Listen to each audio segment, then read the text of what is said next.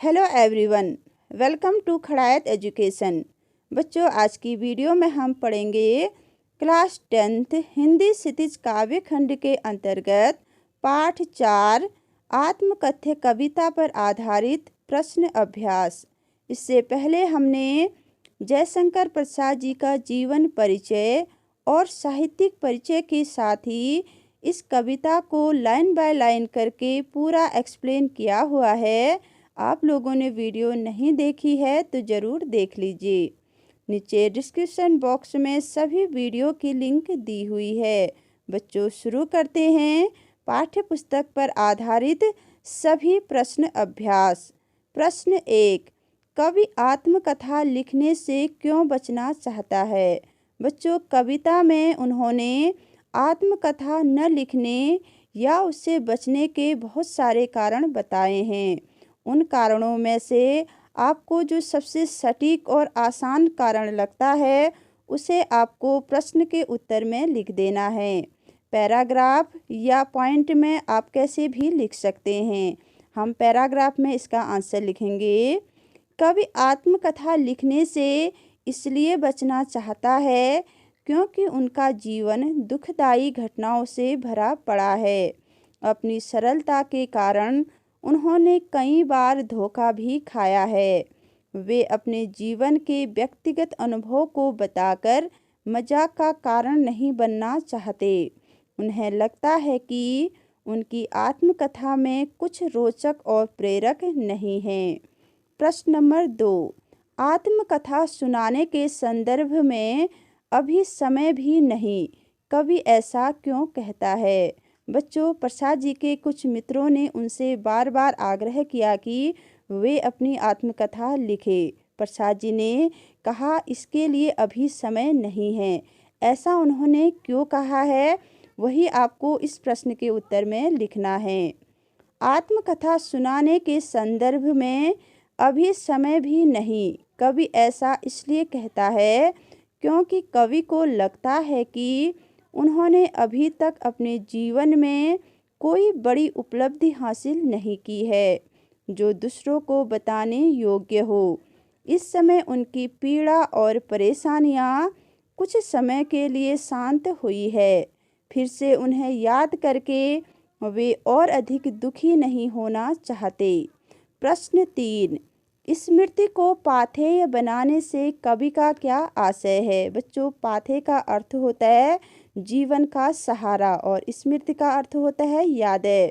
तो आप कह सकते हैं यादें बनी जीवन का सहारा। इसका क्या अर्थ है? उत्तर, स्मृति को पाथेय बनाने से कवि का आशय जीवन मार्ग के प्रेरणा से है।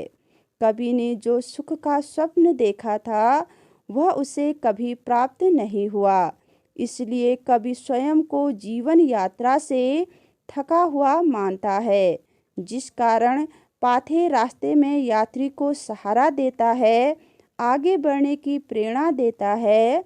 ठीक उसी प्रकार स्वप्न में उसके द्वारा देखे हुए सुख की स्मृति भी कवि को जीवन मार्ग में आगे बढ़ने का सहारा देती है।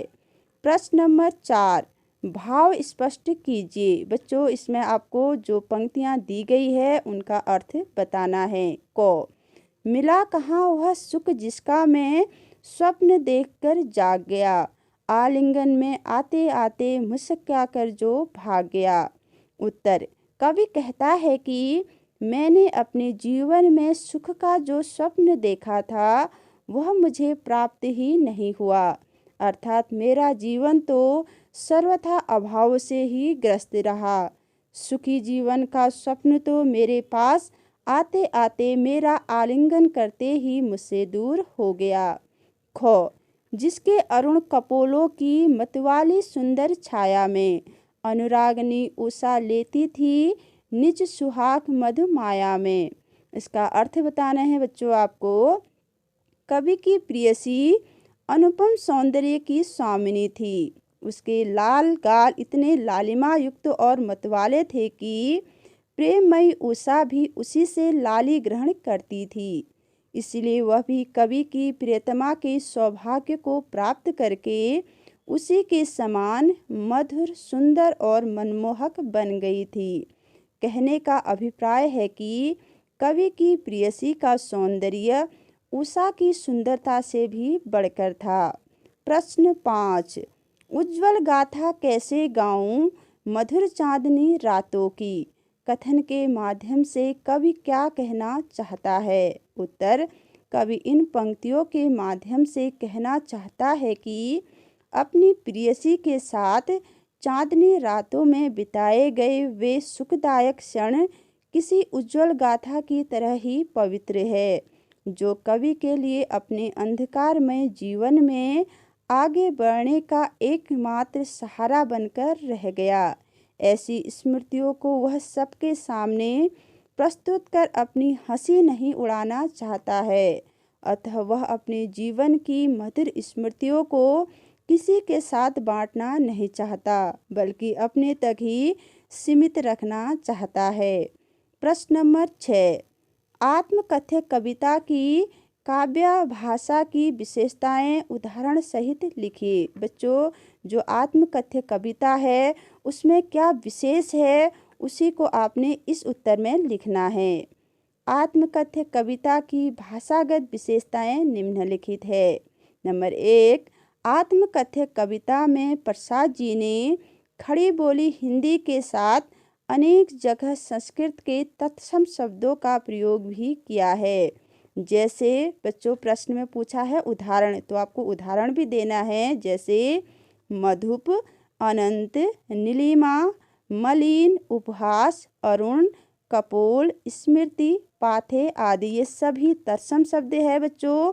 इसका तद्भव मधुप का होता है, भौरा, अनंत, नीलिमा, ऐसे सभी का आपको तद्भव बताना है। अब लिखते हैं नंबर 2, इस कविता में कवि ने रूपक अलंकार, मानवीकरण अलंकार और अनुप्रास अलंकार का प्रयोग परंपरागत तरीके से किया है। जैसे मधुप गुनगुना कर कह जाता, इसमें रूपक अलंकार है। अनुरागनी उषा लेती थी निज सुहाग मधुमाया में, इसमें मानवीकरण अलंकार है। तुम सुनकर सुख पाओगे देखोगे, इसमें अनुप्रास अलंकार है बच्चों।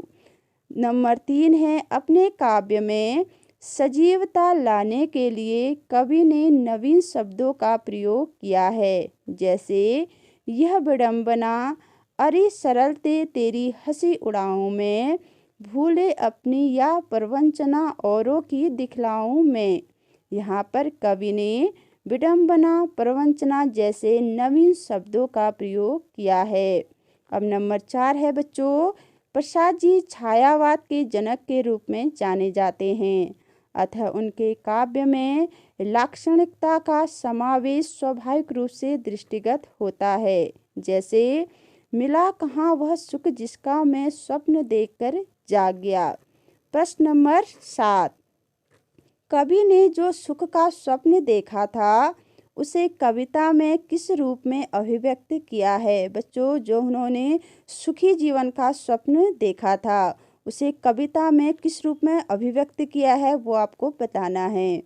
कवि ने जो सुख का स्वप्न देखा था उसे वह अपनी कविता में प्रेयसी नायिका के माध्यम से व्यक्त करते हुए कहता है कि प्रेयसी उसके स्वप्न में आते आते मुस्कुराकर भाग गई, अतः उसे अधिक दिन तक अपनी प्रियतमा का सुख नहीं मिल सका।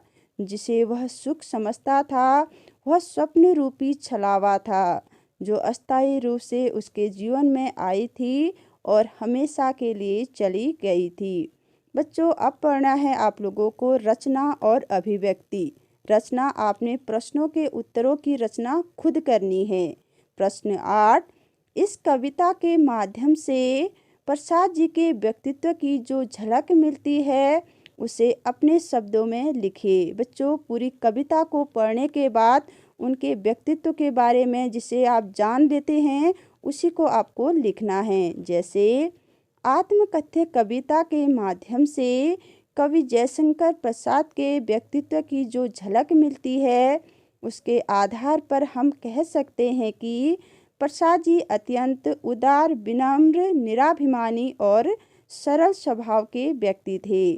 इसीलिए तो वे अपनी आत्मकथा लिखकर स्वयं को महापंडित नहीं कहलवाना चाहते थे। अपने मुँह मियाँ मिट्ठू बनने की प्रवृत्ति से वह कोसों दूर थे।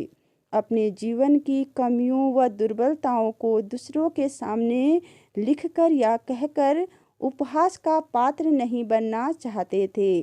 अतः हम कह सकते हैं कि प्रसाद जी संकोची और अंतर्मुखी व्यक्ति थे। उनकी उदारता और सरलता का अनुमान इसी बात से लगाया जा सकता है कि जीवन में उनकी सरलता का लाभ उठाकर जिन लोगों ने उनके साथ छल कपट किया, वह आत्मकथा लिखकर उनका कच्चा चिट्ठा नहीं खोलना चाहते। प्रेम संबंधों को वे नितांत व्यक्तिगत थाती के रूप में मानते हैं, जिनको वह दूसरों लोगों के साथ बांटने को अनुचित मानते हैं। अब है बच्चों प्रश्न नंबर 9। आप किन व्यक्तियों की आत्मकथा पढ़ना चाहेंगे और क्यों? बच्चों ये आप लोगों के लिए है कि आप किन महापुरुषों की आत्मकथा पढ़ना चाहते हैं। उसका उत्तर आप इस तरह भी लिख सकते हैं। आधुनिक भारतीय महापुरुषों में हम महात्मा गांधी, पंडित जवाहरलाल नेहरू, रविन्द्रनाथ टैगोर, राजेंद्र प्रसाद आदि पौराणिक महापुरुषों के रूप में अर्जुन, कर्ण, कुंती आदि की आत्मकथाओं को पढ़ना चाहेंगे। वर्तमान में APJ अब्दुल कलाम, कल्पना चावला आदि और विदेशी महापुरुषों में Abraham Lincoln, Martin Luther king और नेल्सन मंडेला की आत्मकथाओं को पढ़ना चाहेंगे, जिससे हम इन महापुरुषों की आत्मकथाओं को पढ़कर उनसे प्रेरणा लेकर यह सीख सकेंगे कि विषम परिस्थितियों में रहकर भी कैसे सफलता प्राप्त की जा सकती है और किस प्रकार हम अपने देश, जाति, समाज आदि का कल्याण करके अपने जीवन को धन्य बना सकते हैं। बच्चों आपको जब भी समय मिले तो महापुरुषों की आत्मकथाओं को ज़रूर पढ़ना चाहिए। उससे हमें नए जीवन में नई शिक्षा ज़रूर मिलती है। तो बच्चों कैसी लगी आपको ये वीडियो? पसंद आए लाइक कीजिए, शेयर कीजिए और सब्सक्राइब करना मत भूलिए। तो मिलते हैं अगली वीडियो में। Thank you.